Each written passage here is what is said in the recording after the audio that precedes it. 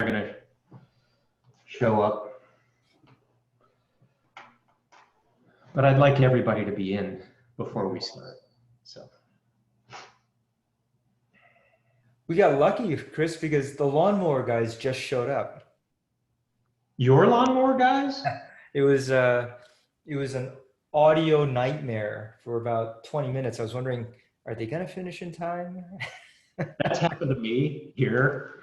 My neighbor will start to mow his lawn as I'm doing these things, and yeah. Glass is fairly sound transparent, you know. I think sometimes it amplifies things, doesn't it? It depends on the glass. Yeah. Double layer always noise. Yeah. I mean, when you think of sound as simply a wave pattern, the impact of the wave will create another wave on the inside. So only makes sense, right? That's right.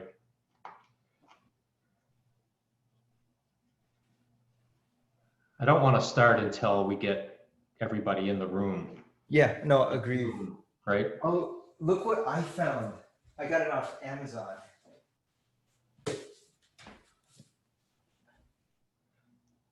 Oh, nice. This book. My favorite science author. People don't realize this guy was actually a fairly damn good expositor of science. Very good. Maybe one of the best ever. And his books, Understanding Physics. Yeah. I'm ashamed to admit this, but that book is the only thing that got me through physical chemistry when I was in college. And he was a chemist. I was just struggling with it, and I hadn't taken a quantum course. So all I had was just organic, and I had physics. And when we started getting into because physical chemistry is all about electron shell interactions. It's like what the hell is going on? So I found this book by Isaac Asimov, and I'd read some of his books, so I picked it up, and it was brilliant. It was absolutely brilliant. Like this guy writes like Feynman, except on layman level. He's definitely got a flair. Yeah, he did have a flair. He's no longer with us, but I agree. No. So I'm like looking at Amazon, just going through stuff, and this book suggestion just comes up, and there's one copy left. It's used, it's out of print. It's basic books out of print, and I paid like $28 for it. I mean, which is that's a big book. What's a big book? I thought it was a box of raisins. A used book should sell for like 50 cents. And this is almost $30, and I had to pay shipping on top of that. And it was some library out in California that was liquidating its hard book collection, I guess. So I picked it up, and it arrived about 3 weeks ago. But I know you like science, that's why. I do, but at this point, I think I'm going to start our webinar. So okay, hang tight. Right. Oh, sorry, let me shut up. We started a little early, everyone, because it takes a while for everyone to flow into the webinar. And I wanted everyone to be here when we started. So hello to everyone. Welcome to today's webinar on the future of industrial metals sales. And it is with the other person you see on Zoom here, Dr. Samuel Chun from Washington University's Olin Business School. My name is Chris Marty, and I'm with MSCI. I'd like to go over very briefly a couple of housekeeping things.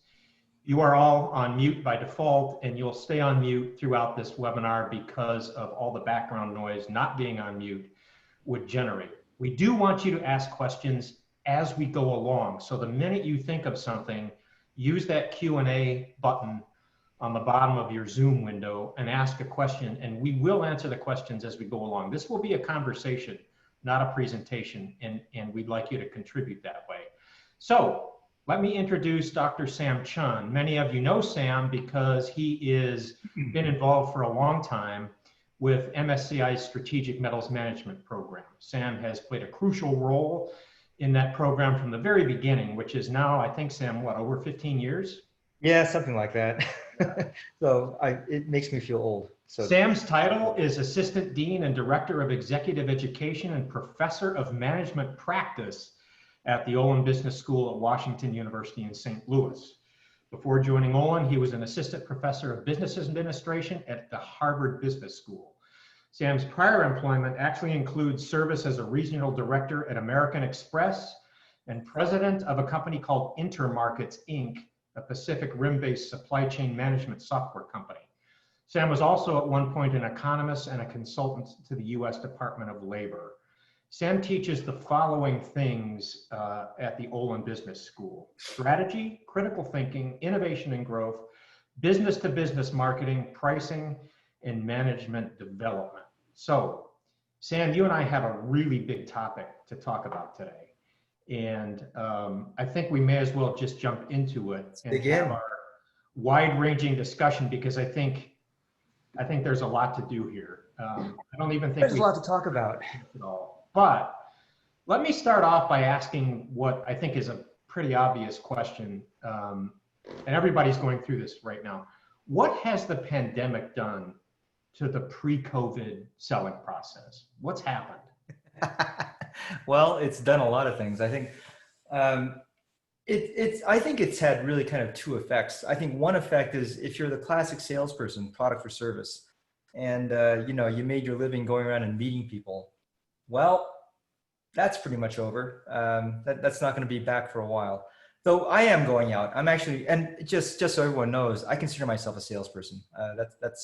And Chris is one of my client victims for many years. I'm a client. I'm not a victim. Well, yeah, right. But we had a fairly well laid out process of how you make contact and how you reach out and how you connect and how you network. And no, it's not there anymore. So I think that's been a clear impact on the traditional sales kind of side. The other side of impact has really been an acceleration of what was already happening. So I analogize that to like retail bankruptcies. Let's not forget Barney's, if you care about brands like that. Barney's evaporated in November. Right. And then we had people saying, well, Neiman Marcus fell, and JCPenney, they were already gone. Sears already gone. That stuff would have just happened. J. Crew, and I think the analysis, the analog of selling is that we've had electronic sales, machinery, processes, and techniques that have been coming for years. I'd almost say decades, and it's just basically blown that up. So the people who are kind of electronically prepared are making money hand over fist. And if you don't believe me, just look at the NASDAQ and look at which stocks are flying. I was just going to ask you to clarify that. So it's people who've been doing online B2B type commerce for a long time. Online B2B, online B2C, anything that's, so when we teach basic sales and marketing in an MBA program, we make a distinction between sales, which is direct revenue generation. And let's just not forget that every consumer packaged good, so M&Ms, Hormel chili, those products are all B2B sales at the first level. It is business to business. And if you think about, the companies that have been working this process of, understanding how to do electronic selling B2B, it's just basically blown that up in a good way. It's working extremely well. So blown up doesn't mean destroyed. It means increased exponentially in activity. Yeah. Revenue, and actually more profitability than revenue from the standpoint of these are highly efficient processes. Interesting. Yeah. Well, it's interesting, but it's also kind of terrifying. I mean, if you think about if you think about what electronic selling actually means, the poles of retailing are kind of the used car salesman, which is pure push, right? And the catalog, which is nothing but a book that basically has stuff in it that you have to make all the effort to basically, go out and buy and access. And if you think about what an Amazon is basically taking a catalog and making it into a salesperson. So when you put in a slingshot, you get BBs. And in fact, it tries to upsell you in the same, on the same page It gives you additional products, cross-sell, and it gives you like better products, upsell. And if you think about a catalog that actually becomes a salesperson, that's sort of what electronic selling has become. So it is fascinating, but I think it's also the future. I think this is, it's kind of happening as we speak. So let's put ourselves in the shoes of someone in the metals industry who, we've talked about companies who were already doing this. What about companies who had just started down that path or hadn't started down that path at all and were in the pre-COVID mode? What should their next step be at this point if they haven't already? Well, you know, I think even the companies that haven't been doing this have a website. And if you have a website, you're already doing this in some way. You know, a decade and a half ago, or maybe longer, I picked up this interest in building bicycle frames. So, you know, what you need for bicycle frames, so the kind of frames that I was trying to build were steel tube. So there's a website called framebuildersupply.com. And, you know, if you go to this website, you can actually find all the materials you need to build a bike frame, either brazed or welded. And if you go to it now, because I just went to this yesterday, just looking around on stuff, they actually have this, you know, they have products, you know, they have tubes and they have bottle bosses, they have all this stuff. And then they have this question on top, got flux? So flux is the antioxidant you use when you're brazing metal together. I mean, everyone in this room knows what that is. People like me don't.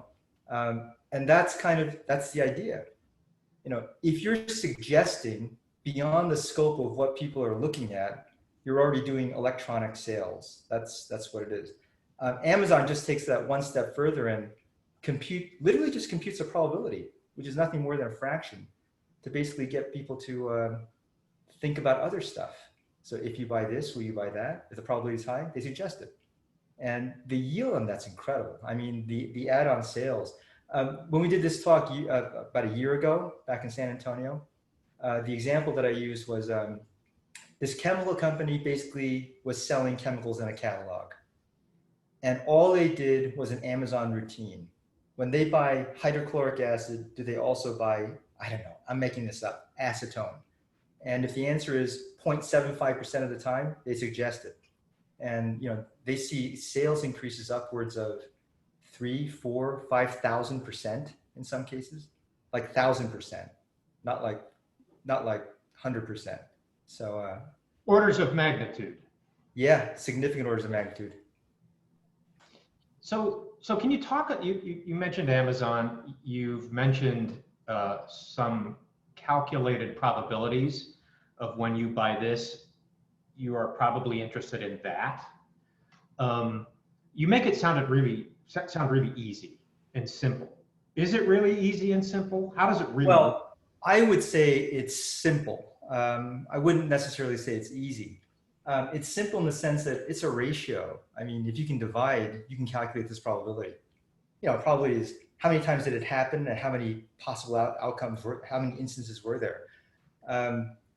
It's not easy because now you're I mean, think about Amazon and just ask the question of how many transactions do they have per day?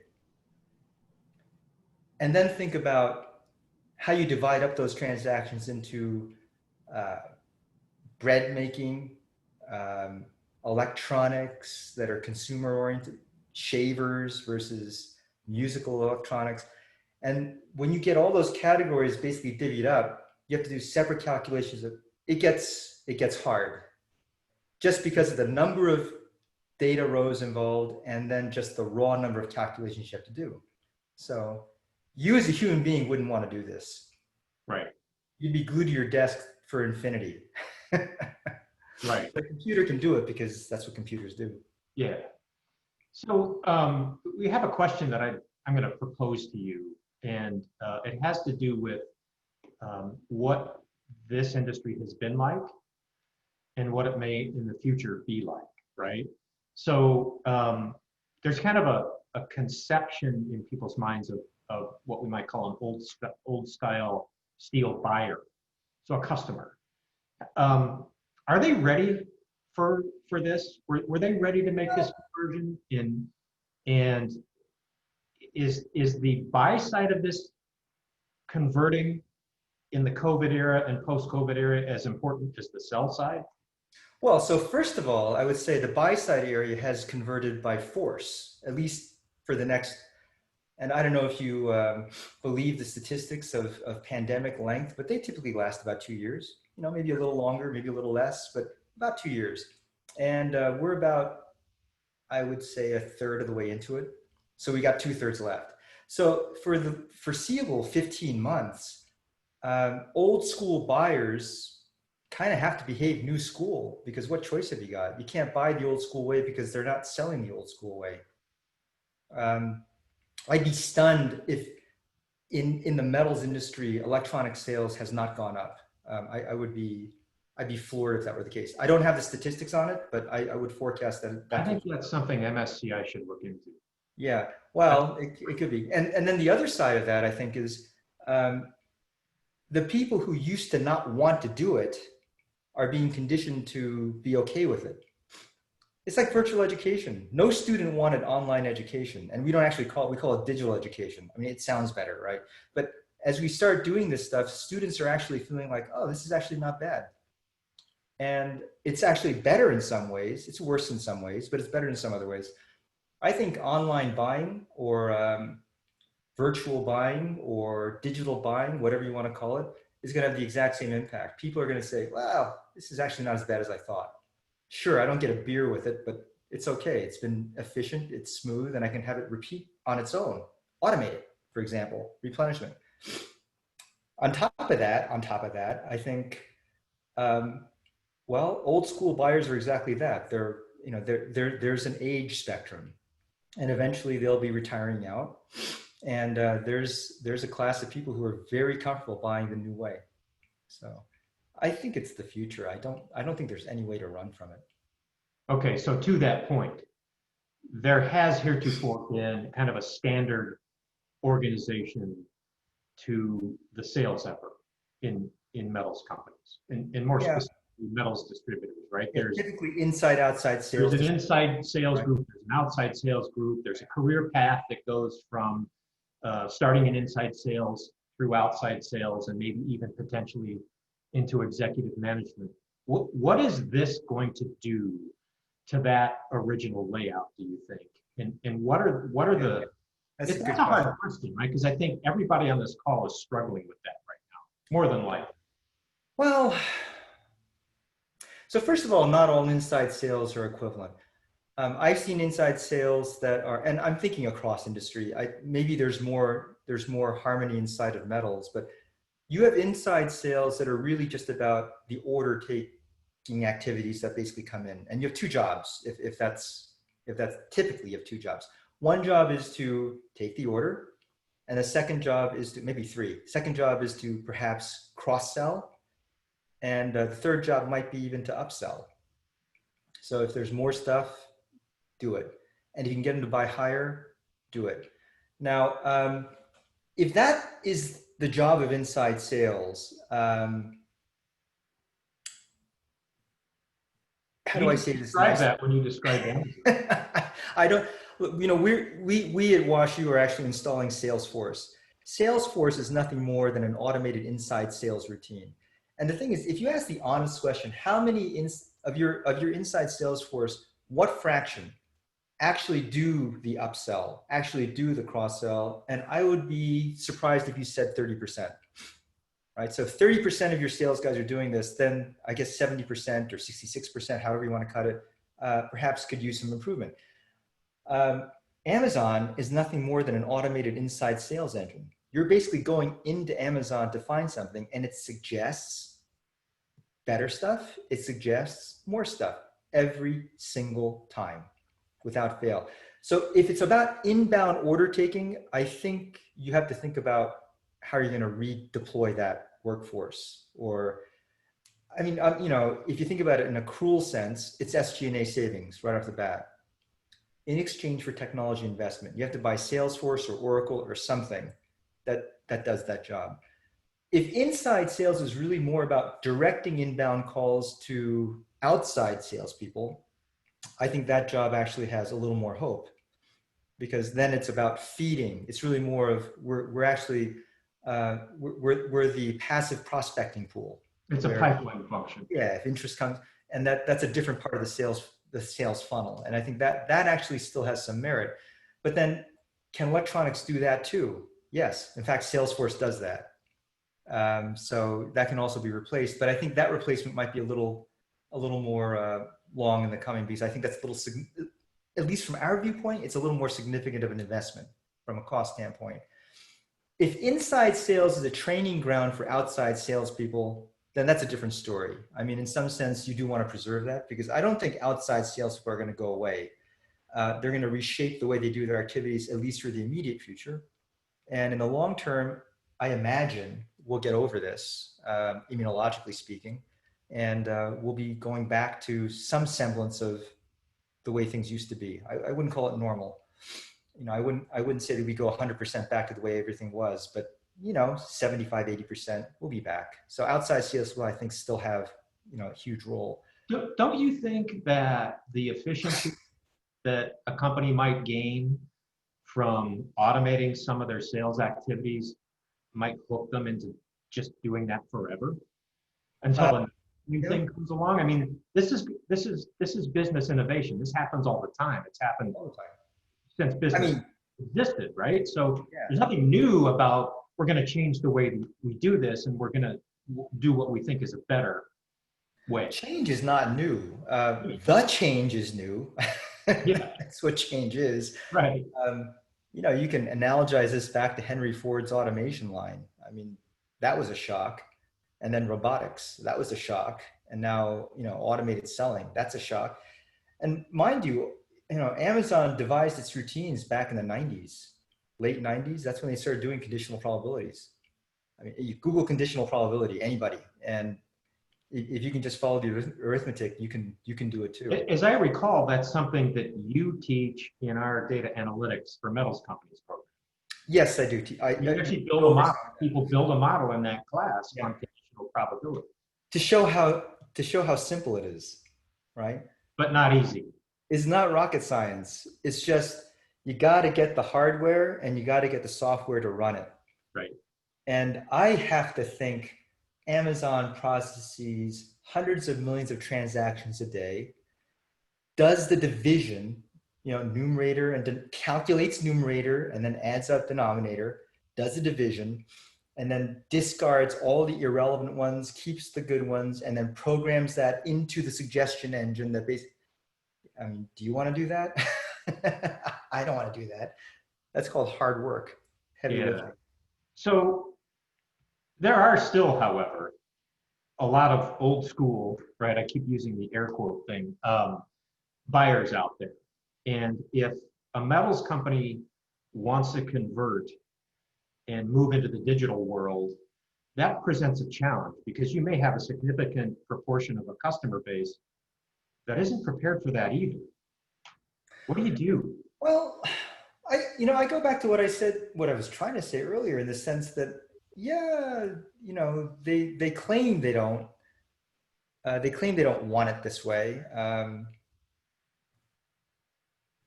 But right now you have to consume in a different way.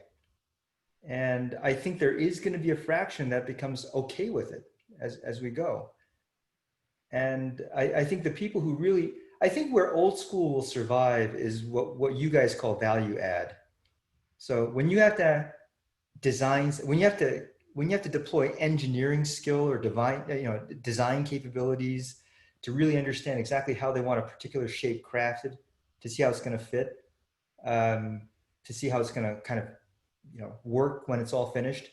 Yeah, I think that's old school. That's not going to go away. A lot of that stuff, custom work stuff, has to be done, I guess, for lack of a better term, manually or face to face with human interactions, multiple.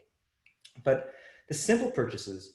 So here's what I would speculate, and I don't know if this is 5 years or 10 years or 2 years, but it's not in the infinite future. I mean, I think it's within a decade. Most of old school selling for commodity like plate or tubing or basic shapes, I think a lot of that is going to become electronic sales. I just think that's going to happen. And I think the buyers will be okay with it. When you start getting into more complex things, sure, I think some of the old school techniques will naturally not just survive, but they'll probably thrive. So as you know from our strategic metals management program, there are more and more metals companies moving into the what I would call high value add, Yeah. first stage manufacturing. You won't say the F word. Yes. Right, I'm not going to use that word, the fabrication word. But You just did. what I know, but what you're saying is that is less likely to be automated because of it's complexity. At least in the initial. I mean, you know, if it's a short cycle product, you'll probably have to do it over and over again. If it's a long cycle, well, long cycle, what does that mean? If it's got a long life, you know, it's going to be ordered over and over again for the next 5 years. The front end will be manual, but I think, you know, the middle steps shouldn't be manual. Doesn't that require a different skill set too? I mean, it's a whole different animal. Yeah. Short answer is yes. I guess if I go back to my opening statement of, you know, I have been a salesperson pretty much all my career. It's a totally different skill set right now. You know, the things that I have to do and the way that I have to do them is completely different. I can't imagine it's different for your industry.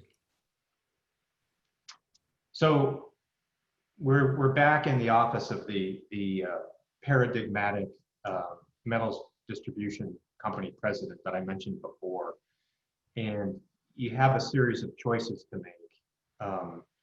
Is this a case where you have to move forward in an electronic digital selling world? Is this something that is absolutely necessary to survival? And if not, why? There are only opinions. Let's be really clear. There's no way for me to tell you that this is the answer, but in my opinion, yeah, I think you have to move forward technologically. You have to make an investment. Now, does that mean trading a computer for people, or not computer, but software for people? I think in some sense, that's always been the trade-off. I mean, we've been doing that for centuries, and this situation is no different. In my view and an opinion, I really want to emphasize this is an opinion. If you don't start to digitize the way you do your business, I don't think you're going to be around for the long haul. So if you're planning on retiring, selling your inventory and cashing out, you're fine. There's nothing to worry about. I mean, we got a decade. If you want to create a going concern that basically is going to have a life beyond yours, you have to invest in technology right now. I do think, and with all respect to the inside salespeople out there, I do think that the first natural step is automating inside sales because the software already exists. Between Oracle and Salesforce, the two leaders in this area, they have, you have to Google this, but I think they have at least 35,000 or 40,000 plus customers at this point. So there are like 40,000 companies out there that are automating their sales. And is some fraction of that B2B? I mean, of course, absolutely. A huge fraction is B2B. Because like I said earlier, CPG's first step is a B2B sale. Right? It is a customer interaction. It's not a consumer interaction. Manufacturer to large retail. So I mean, I'm sure a lot of people don't want to hear this, but you have to invest in technology. I mean, that's always been the case. That's always been the case. You had to invest in a new line, or you had to get a different kind of a cutter, or nothing's different now. It's just a technology that I would sense that this industry is less comfortable with than the heavy machinery. To your less comfortable point, there are a lot of questions and comments in the Q&A queue that talk about the human element and either lamenting the loss of it or wanting you to talk a little bit about what that really means in the long term. Is the human element necessary for let's say, long-term contractual relationships versus the kind of sales that Amazon engages in? What's the difference there? And why does that matter to a metals company? Does that make sense? Yes, I think I understand the question. So let me try to answer it, and you tell me if it's matching up. I'm not trying to make this into school, but we have case studies that basically lay out like it segments your product line. There's stuff that's book and ship, and there's stuff that's value add. Just take the order and send it out, Right. or really have to spend time with the client and make this kind of work. So now, as I'm going in, can you ask me your question one more time, Chris? Just a baseline. I can do that. I don't remember it. No, I'm kidding. The question is basically, what is the importance of the human element? Yeah, okay, the human element. Compare now to 5 years from now. And how important is it even in that 5-year down the road future? How important is the human element? Okay, I'm trying to be really careful with my words. There are some areas where you should remove the human element, is what I kind of want to say. For inside sales, why do you need a human element? Again, all due respect to people who are in inside sales, managing inside sales, have inside sales forces, why do you want that to be a human interaction? I just don't understand why you would. And partly for the reason that a machine will always do exactly what you tell it to do without fail. Now, for outside sales and value-added selling, I think the human element is not, it's not going away. In fact, I think it'll become more essential going forward, because the kinds of things, AI hasn't gotten to the point where it can do complex designs for you. You can't just say, well, I'm thinking about this. Oh, here you go. You want that. I mean, we don't have a routine that does that. So I think people will be ever more important in that domain. But I do think you'll need, as we go forward, fewer and fewer salespeople to get these things done. I think inside sales would tend to get impacted more just because of what they are. But I don't think outside sales won't be impacted. But the ones who are good, I think will do great. The ones who are effective will have nothing to worry about. And I think I think every CEO has to think about, how do you redeploy that labor? So go ahead, finish your thought. No, I think everybody who's involved in this has to think, so what do I do with this extra labor? Do I really need it? And, of course that's a little Darwinian, but it's always been that way. Okay, so I'm going to draw an analogy, and all you have to do is react to it, right? So 25 and 30 years ago, manufacturing companies that built automobiles had a lot of people on a production. There are now a lot fewer people on a production line, right? No. Yeah. Similar? They're mostly unmanned lines. Same issue? I don't think as much, because production is rote, and again, like if it's going to be rote, like take the order, upsell and cross sell. I mean, that's rote. That's what I call rote. You can automate that, and so there you go. But when the activity involves human improvisation, judgment, convincing, persuasion, all that stuff that's a little more subtle. Emotions. I think you will still need the human being, right? But I don't think you'll need as much or as many, because a lot of what Salesforce and Oracle and PeopleSoft, there are a bunch of them. I mean, you can just Google to your heart's content. Those not only replace what I call inside sales functions and automate them, they also assist outside salespeople by directing, hey, you need to call this person. You haven't talked to this contact in 6 months. You might want to refresh that contact. Here's an opportunity that came through a different channel that you might want. It actually does that for you.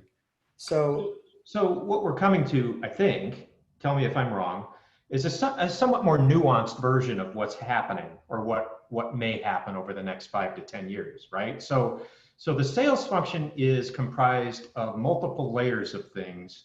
The by rote part of it is what is ripe for automation. Yeah, it's But long. the emotional relationship, a human being on the other line that I can pick up the phone or get on a Zoom call and talk to is still going to be there, because there are things that machines just can't do and may not be able to do for who knows how long. Yes, I would bluntly, just quickly agree with that. Okay. Absolutely. With no elaboration, I take it. Pardon? With no elaboration. Well, yeah, there are a lot of depends, right? It depends on a lot of things, Yeah. a lot of variables floating around. And I think it's hard to generalize because selling of a service is very different from selling of a product. And you have intensive services and you have intensive and it's, I don't want to make blanket statements. Yeah, I understand that there's a whole universe of potential there, possibilities. Yeah. So let me ask you a couple of questions about technology, because I think we've kind of touched on some of that, but artificial intelligence, that's not exactly what Amazon is doing. That's something a little. No. There are things with, so, there are as many definitions of artificial intelligence as there are experts. There are many of them, but the essence of artificial intelligence is that they use, I hate using these words, optimization techniques, finding minimums or minimizing errors, for example, to make choices. So AI actually makes choices. I think of AI as taking the choice-making step out of the human hands and having that automated by machine. Amazon's doing that. A lot of the suggestions have no human inputs. It's just all machine. It's machine learning processed into optimization that basically says the computer will suggest these things. So the machine is doing the math that goes into developing the ratios that makes the suggestion. And makes the choice of which suggestion should be made. Yes. I think that's the thing. So in AI, the computer makes the choice. Like when you keep it below AI and make it just machine learning, it's still human choice being made. So I choose to suggest that, right? But when the machine does everything for you, that's kind of AI. AI is overblown. I mean, it's been going on for a long time. Artificial intelligence as a term has been with us for, gosh, I think almost a century at this point. You could go back to Babbage. He was talking about these thinking machines that do these things. So yeah, it's already that. I'm going back to something you said sentences ago, Chris.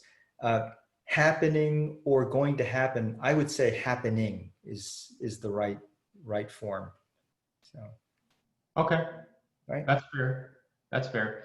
Does that Another answer your question? technology that's been mentioned in the Q&A queue is, and I don't know how much you know about this, and you and I have never talked about this before, but blockchain. Do you know of any commercial applications of blockchain in this kind of industry, commodity, industrial base? Well, blockchain is basically, it's electronic bookkeeping. There's nothing really magical about it other than it really is, it's very difficult to hack through. So, blockchain is secure and that's really nice because you can actually, it's digital trust. So when you have blockchain, you can trust that the bank is going to get all the ledgers right. You can trust the mortgage guy to trust the credit rating agency to have the right records. So insofar as blockchain enables digital trust, I think it will only further enable digital sales. I mean, selling is in fact what creates a supply, right? Yep. Every supply chain transition should have a salesperson, whether it's an electronic salesperson or a human salesperson. I'm moving product to you, you take delivery, you move it to them, they take delivery. I mean, that's what a supply chain is.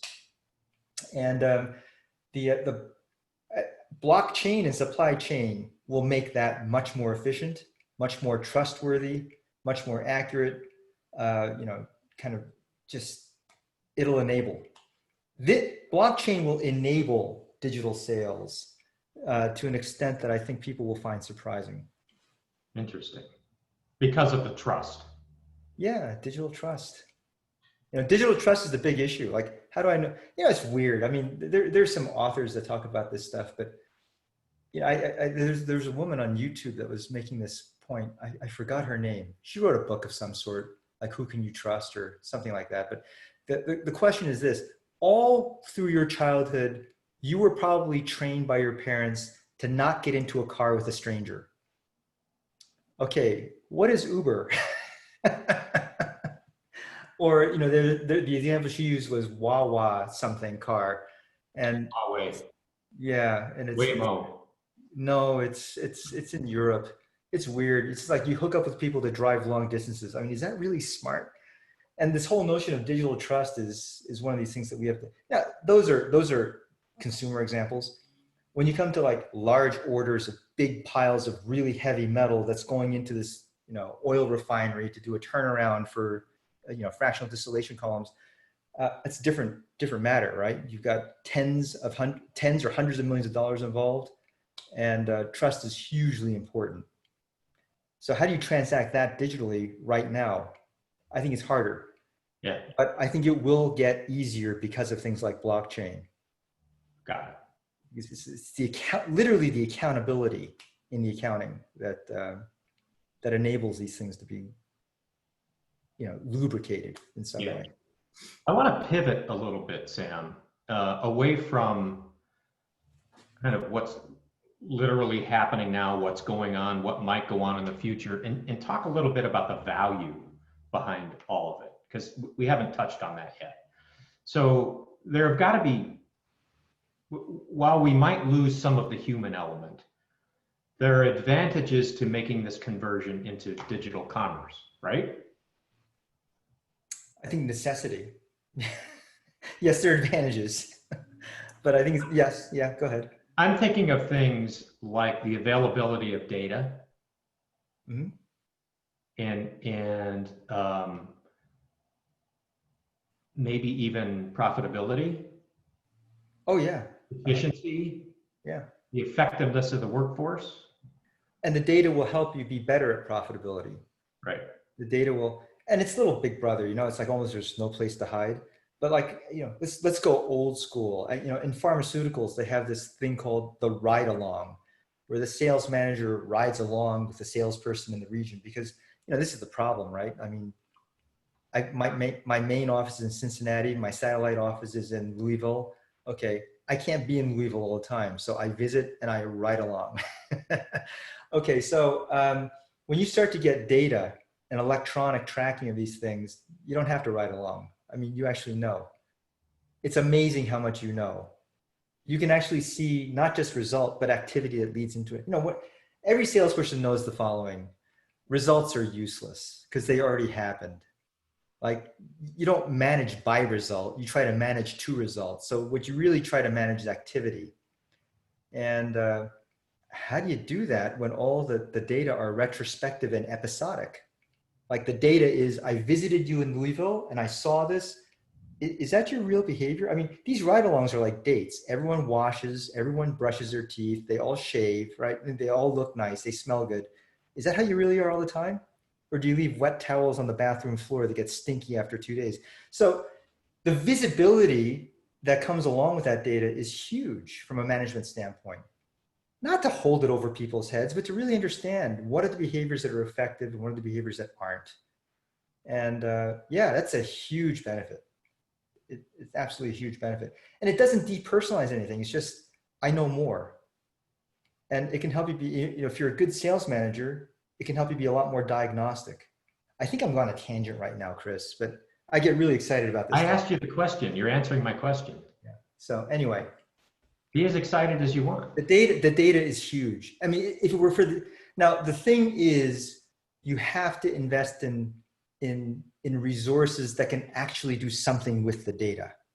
Like, for example, I teach data science at school, and I go through all these things because I have to. You know, we have an accrediting body that makes us do a certain level of courses at a certain number to get the ability to actually print an MBA and say, this is really worth what we say it is. So, you know, we teach things like regressions and time series forecasting techniques and Monte Carlo. But the truth of the matter is 1 in 15 students will actually use that stuff in what I call, you know, a general business setting. If you get into metals industry kind of dynamics, I think the propensity to really analyze data in a formalistic way is very low. There's a high distaste for it. So, you know, I think this industry in particular might want to think about investing in resources that actually can interpret the data. Data are no use if all it does is pile up on your desk. You got to do something with it. And data, you know, we talk about big data, but I'll tell you with data, less is always more. The few things that matter are the things you want to know. Let's not measure everything. This is going to get me on a tangent. Let me stop you there. I need to pull back. Let me ask you a question. And you and I and a number of people who serve on what we call our data analytics committee now did a project quite a while ago that focused on digital commerce. And one of the things we learned was that you should probably be careful about what it does to the value chain in terms of who retains the value, right? And is buying at the lowest price one of the results of digitizing the process? For commodity, yes. Yeah, so if it's commodity product, I think the first thing to go is margin. But if it's value-added product, I don't see why that has to be the case. So if you're adding, and this is, I think, why value add is so important. If you're adding value, you're protecting margin. And whether you present it digitally or whether you present it through a person, you should be able to preserve, you know, the margin that you deserve, right?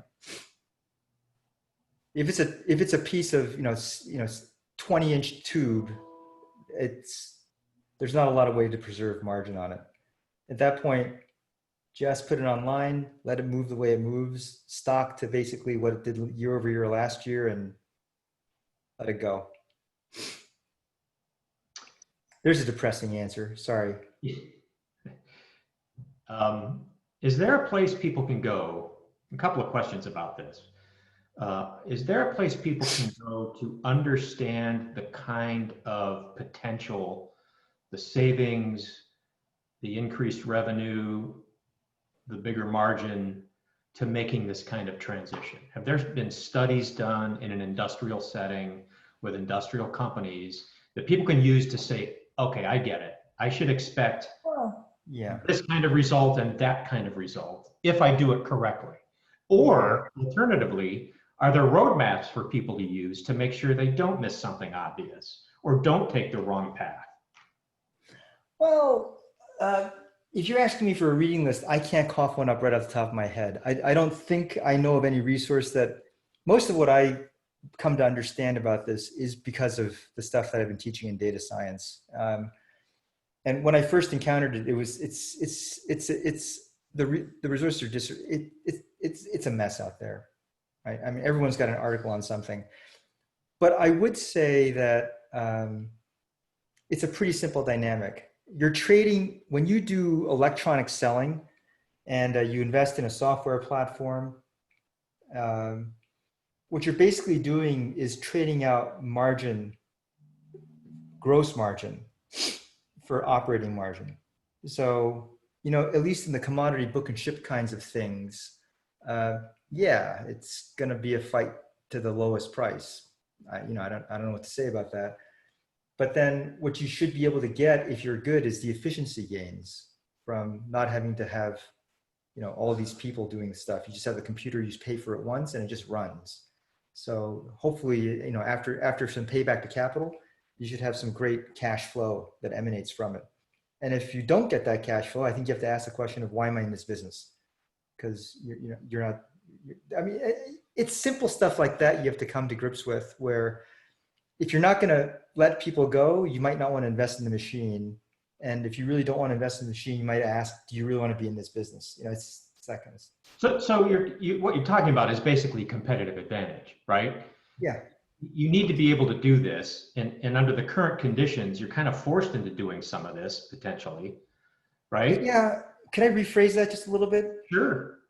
I think electronic selling is not competitive advantage. It will be table stakes. And you either have product that nobody else has, and that's value add, right? Or you have some kind of process that nobody can beat, which could be cost or value add, or you have some kind of relational advantage with a buyer that basically, contractual relational advantage or some skill-based relational advantage, or something that enables you to serve them like nobody else can.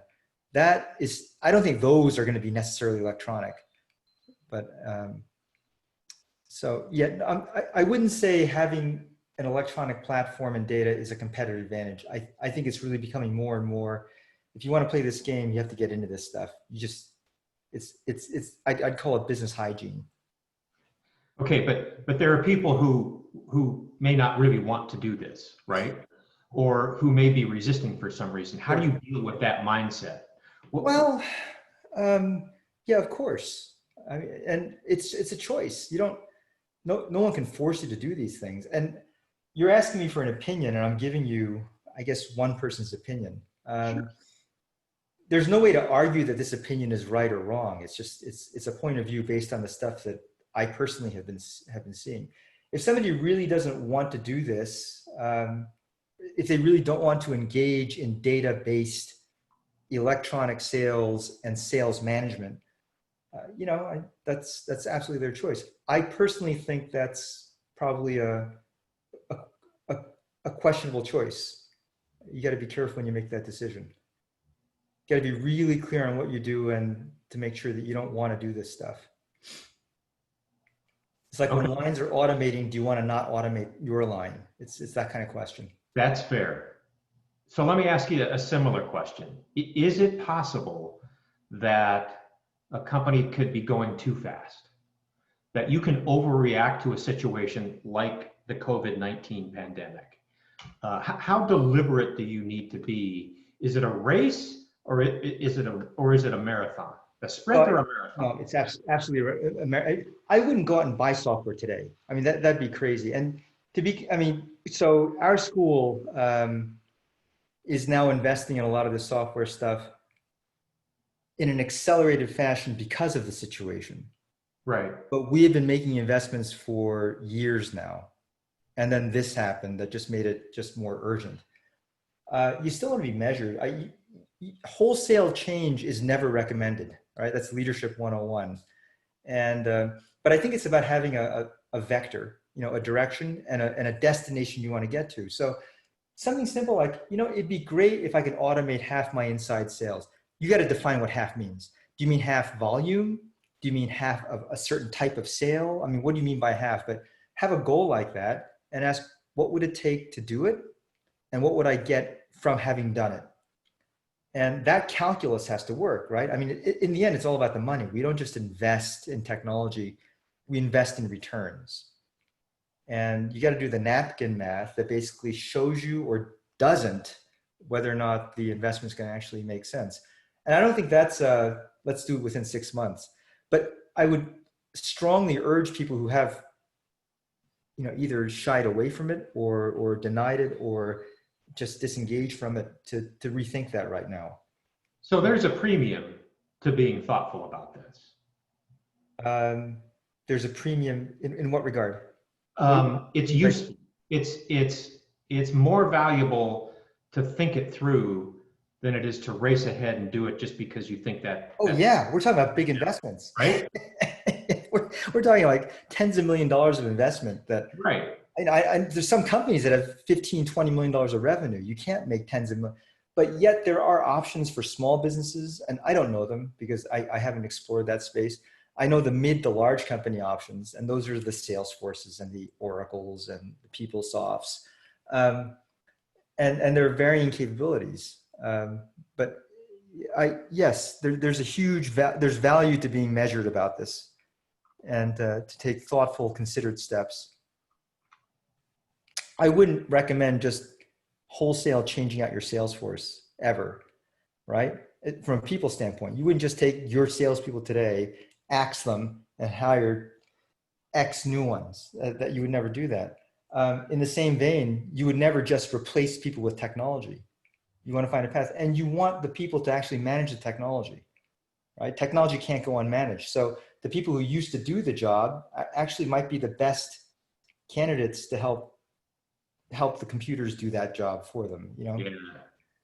So Yeah. there's stuff like that. You have to have a strategy. Right. Strategy. Yeah, you got to have goals and you have objective measures, and you've got to have a sense of what advantage you're trying to build. And then you have to really have a clear sense of how you want to execute that. And I think these transitions are multi-year transitions. Ain't going to happen in 1 year. It's not possible. Right. So let's go back to Amazon for a second. What are the chances that Amazon becomes a major competitor to some of the companies on this Zoom meeting? What is the possibility? It's certainly possible. Is it probable? I don't know. I love to tell my, I won't name him, but I've told this story. So if the people have heard this story, I apologize. In China, in the Portman Ritz Hotel, a guy called my name, and it was an SMMP graduate. And he worked for a very major company. I won't mention the company either. And I asked him, "What are you doing?" First of all, I was stunned that he recognized me out of a sea of Asian people. That he gets a point for that. But the second thing is that he like, "What are you doing in Shanghai? I mean, why? You work for a service company?" "No, I don't. I work for Alibaba." "Oh, what are you doing?" Basically, their electronic metal sales division of Alibaba. If you go to Amazon and put in steel pipe, you know, it'll steel plate. I was looking for a baking steel. I've been making pizza, you know, pandemic pizza, right? I went for a baking steel, and on the suggestion list, there's the expensive baking steel like Joe Dough or Dojo or something, and then they had these kind of just pieces of steel. Have you considered this for like 1/8 the price? And as I kept clicking on those links, you see more and more steel. What is that? Is that a consumer play? Is there a business to business play? I don't know. But Amazon's selling steel. Actually, Amazon's not selling steel. Vendors are selling steel through Amazon. Amazon is fronting the vendors. Will that compete? If you're competing with the vendors, then yeah, you're already in competition. You're not competing with Amazon. You're competing with people who are using Amazon as a pipe to sell their stuff. Another channel. Yeah. Do you want to use Amazon as a channel? You might. You might not. I mean, that's up to you. So will there be a larger electronic player? I would be stunned if none arose in the industry. Not an Amazon, but doing Amazon-like things and having an Amazon-like cost structure to basically get to lowest price quickly. So I don't know, a decade and a half, I wouldn't be surprised. Interesting. So we've got about 5 minutes left, maybe less. Yeah. One more pivot, and that is to the human element and the nature of the skills that are required to make this kind of transition into a digital environment. Can you talk about that a little bit? Well, I think the first thing you have to ask, I'm going to go back and repeat ourselves. You have to have a strategy, right?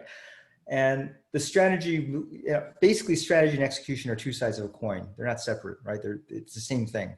So once you have a strategy, you have an execution plan. The execution plan should start to guide you in what skills you need, generally speaking. But you need someone who is versed on data, right? You need someone who understands what it means to sell electronically, which is not the same thing as someone who's versed in data, right? You probably need an IT kind of person that basically has, you know, systems knowledge and software knowledge, which are often not in the same package. People who know hardware don't necessarily know software and vice versa. So you have to think about that. Now, you may have some of those resources already in-house. I know lots of companies have systems, and you have systems administrators. So there's a certain kind of software that involves, and there's a certain kind of hardware that involves. So I think the investments really are these people with the kind of mindset required to really get into this kind of area. So yeah, those are some of the resources that you have to have in place, I think. Talk a little bit about that kind of person and their affinity or not affinity for change. Which kind of person? Any kind of person, right? There are people who are adaptable and like to do things differently, and there are people who don't. So the skill set of the future, does that include that at all? I think it has to. In terms of, so I'm not really sure how to answer that question, Chris, but I'm going to try a side door approach to answer the question. I think the best resource for things like transforming the way you sell is an internal resource, if you can find one. Bringing someone from the outside with iconoclastic views just tends to tick people off, right? You get resistance and get friction. So finding someone internally who has a different vision of how to sell comes with the internal credibility. It comes with knowledge of the company. They don't have to sit there and acculturate and understand what this company is all about and all that stuff. That person will also come with the biases and the baggage of the company and the way they've done things, which actually could be a pro and it could be a con. I mean, it could be both. But I think you need someone who can do change from the inside, not necessarily from the outside. The data kind of people, I think, are people who are better off coming from the outside, because I don't know that skill set is something that's homegrown. Meaning data analysts. Yeah, the data, the person who actually knows how to take the data and actually make it say something useful, right? Who's not just going to spin pretty picture after pretty picture, but just have, get some guidance out of it. That's typically, I think, a little more of an outside, or even a consultant, something temporary, right? Yeah. That answer your question, or am I? I think it mostly did. I was also aiming at the skill set required of anybody in a company that's going through a transition like this to move into that new digital world. But I think you gave I like your segue, frankly. I don't think it's as much skill set. Look, I think human beings are all very smart. I think most people out there can learn the skills they need. So it's not necessarily a skill set issue as much as it is kind of a mindset and inertia issue. You got to be open. It's too easy it's like us. If you ask Washington University, hey, do you think 100% of your courses will be online within 7 months in December of 2019? I tell me what the answer is. And the answer is, no, we would never do that. Right. By virtue of necessity, here we are. And that openness to change it's that mindset that I think is really important. Which is exactly what I was getting at. So you've corrected me and you've answered. No, I haven't. I'm not correcting anybody. I'm just reframing. All right, we've run out of time, Sam. Sorry to say. I think this has been interesting. I want to thank you. I want to thank everybody who's been sitting through this discussion. This is one in a series of webinars that MSCI has been doing now since March, and we will continue to do this through the end of 2020.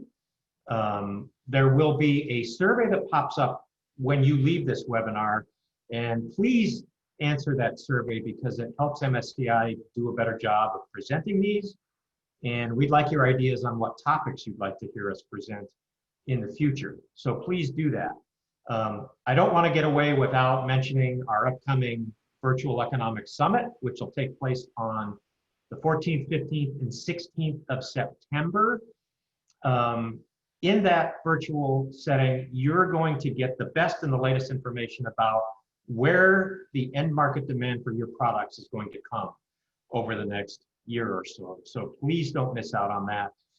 There will be a link to register for that summit in the email you'll get in 24 hours. And there will also be a link to the post-webinar survey in that email as well. So on behalf of Dr. Sam Chun, on behalf of MSCI and the Olin Business School at Washington University, thank you for joining us today. Have a safe day and stay well. Sam, thanks again. Thanks, Chris.